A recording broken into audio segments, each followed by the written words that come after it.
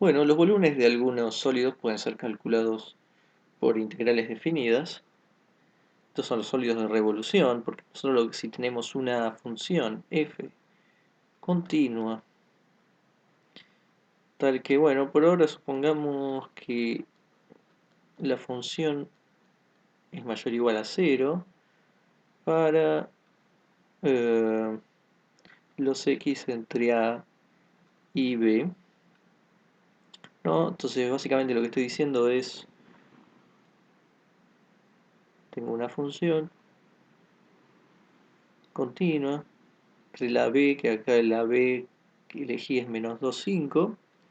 Entonces, tenemos, este es el área debajo de la recta. Entonces, esta región la llamo R. Y entonces, si uno lo que puede hacer es rotarla, imagínense que una tercera dimensión que sale afuera de la pantalla, y uno puede rotar todo esto teniendo como eje el X, y eso va a formar un sólido. En este caso viene dado por esta función, que es una cualquiera que elegí. Pero si uno, en vez de elegir una cualquiera, por ejemplo, si esto es los ejes y x, y uno en vez de eso toma, por ejemplo, una recta,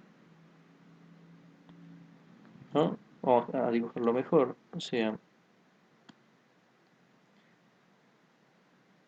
una recta, si yo hago la revolución alrededor del eje x,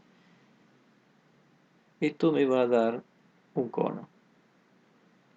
Si hago lo mismo para un rectángulo, esto me va a dar un cilindro.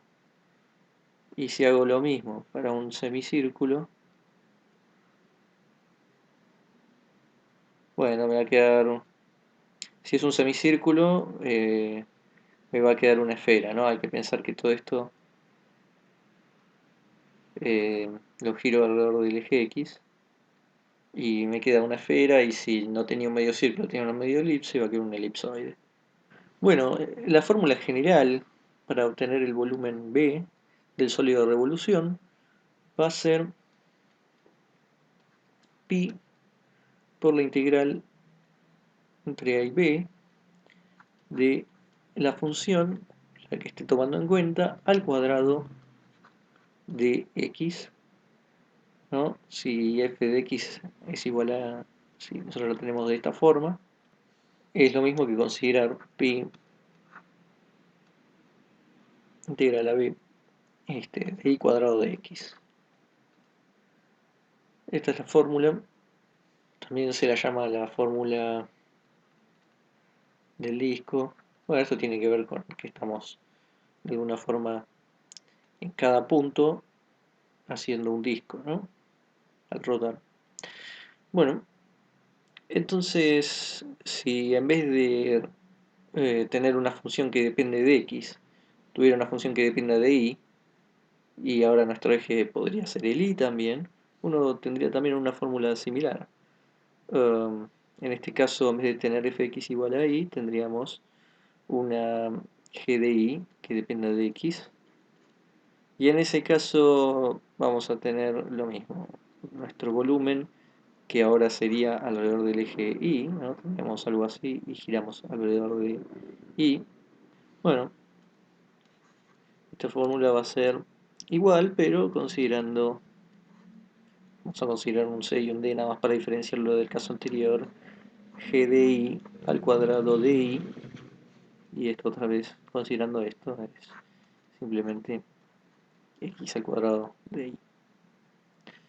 Pero bueno, o sea, la fórmula importante es esta y esta. Bueno, por ejemplo, eh, si esto es el radio del cono y esto que está acá abajo hasta acá es la altura del cono, nuestra función va a estar dada por i igual a r sobre h x, y entonces podemos aplicar la fórmula a eso. Digamos, tenía que quedar el volumen del cono. Entonces, I es igual a R sobre HX, esta es la fórmula que vamos a considerar. Aplicamos la fórmula, entonces B va a ser igual a integral entre 0 y h, ¿no? Porque estamos tomando desde el 0 hasta h. De f de x al cuadrado, nuestra f de x viene dada por r sobre hx, todo el cuadrado de x. Acá me falta el pi, que está afuera. Esto es igual a pi integral 0h, bueno, cuadrado, cuadrado, cuadrado.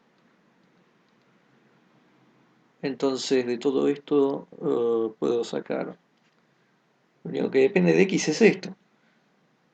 Esto entonces sale afuera de la integral, cuadrado de h cuadrado. Y nos queda entonces simplemente la integral x cuadrado de x.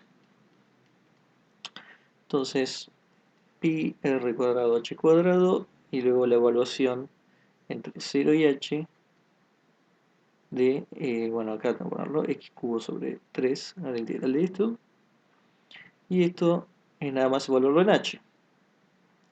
Porque en 0 todo esto se anula. Así que es pi r cubo h sobre 3, que es la fórmula estándar para el volumen de un cono con altura h y radio r. Ahora uno también puede considerar dos funciones, f y g, que tengan las mismas propiedades, ¿no? Vamos a suponer que f es más grande que g, o menor o igual, eh, para, otra vez, entre a y b. Y lo que tengamos es una g y una f, ¿no? Y definidas entre una a y un b. Y bueno, y uno lo que puede hacer es hacer la revolución de ambos, pero solo quiero la revolución del área que está entre f y g. Bueno, obviamente esa fórmula va a ser simplemente hacer pi entre a y b de, bueno, f de x al cuadrado menos g de x al cuadrado. Esta fórmula es la fórmula de la resta y funciona exactamente igual que la anterior. Ahora, lo que también se puede hacer es tomar una f continua, otra vez pedimos que sea mayor o igual a 0 y que estemos en un intervalo cerrado a b. Y lo que podemos hacer es considerar una f de x, cualquiera, como veníamos considerando, pero lo que vamos a pedir que este A sea mayor o igual a 0, o sea que el A esté de este lado del eje Y, y rotar alrededor de Y, ¿no? O sea que no hacemos lo que dijimos antes de tener una f de Y, sino consideramos la f de x igual y la rotamos alrededor de Y, ¿no? Esto nos va a quedar, ¿no? Si rotamos, queda como, bueno, una dona, pero con esta forma arriba. Bueno, esto se puede calcular de la siguiente forma. Nos va a dar un volumen que va a ser 2pi entre a y b, la integral de x, f de x, de x. Esto se llama la fórmula de la cáscara cilíndrica. Porque bueno, en el medio nos va a quedar como un cilindro, ¿no? Un cilindro vacío, por eso no nos va a importar, va a ser la rotación alrededor de todo esto. Por ejemplo, entonces, ¿qué ocurre si consideramos un cuarto de círculo? Lo podemos rotar y tener un semicírculo, ¿no? Entonces, lo que estamos considerando ahí es una f de x que es r cuadrado menos x cuadrado con x menor o igual a r, ¿no? R siempre estamos considerando como el radio. Entonces, estamos tomando claramente parte del círculo x cuadrado más y cuadrado igual a r cuadrado, que está en el primer cuadrante, ¿no? Entonces, podemos aplicar la fórmula b igual 2pi desde 0 a r de x r cuadrado menos x cuadrado de x. Entonces, para poder resolver esta integral, vamos a tomar una sustitución que sea u igual a r cuadrado menos x cuadrado y que entonces du sea igual a menos 2x de x. Y bueno, nos van a cambiar un poco los límites de integración. En 0 tenemos r cuadrado y en r tenemos 0. O sea que lo que nos va a quedar es 2pi. El que era 0 nos queda r cuadrado y el que era r nos queda 0. X es absorbido por el cambio de variable, entonces no me preocupo por eso. R cuadrado menos x cuadrado es u, por lo que ahí nos queda un u a la u medio. Luego está este menos 2 que hay que pasarlo hacia el otro lado, que se nos fue absorbido, entonces nos queda du sobre menos 2, vamos a ponerlo de esta forma. Bueno, du, entonces esto es igual a menos pi, ya cancelo este 2 con este 2, saqué el menos afuera, menos pi, u a la u medio, du, y lo que voy a hacer es dar vuelta los límites de integración para que quede positivo y quede 0r cuadrado u medio de u. Y entonces, si resolvemos esta integral, nos va a quedar este pi, sale un 2 tercios, u 3 medios, evaluado entre 0 y r cuadrado. Esto es igual a 2 tercios pi r cubo, que es lo que esperábamos. Bueno, finalmente, si uno tiene, digamos,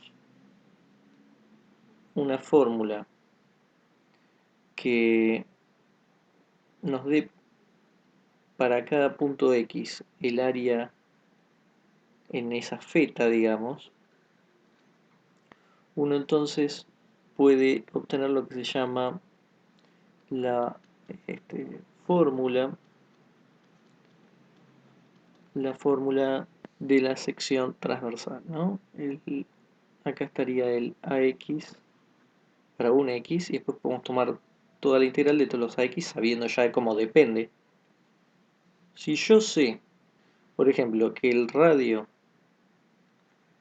depende, por ejemplo, de raíz kx, ya sé cómo va cambiando el radio, entonces yo puedo calcular el área del círculo que está acá haciendo el corte. En ese caso el área va a ser pi raíz kx al cuadrado, ¿no? Por la fórmula del área del círculo, y luego entonces uno podría calcular la integral entre 0, llamemos h el total, de pi kx.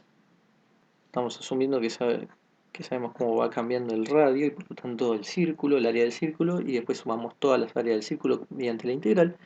Y entonces esto, si uno hace la cuenta, nos va a dar pi kh cuadrado sobre 2. Que es bueno saber que si uno toma esto, si uno sabe cuál es esta f de x y hace sólido de revolución, nos daría exactamente lo mismo. Esta es la fórmula entonces del corte transversal.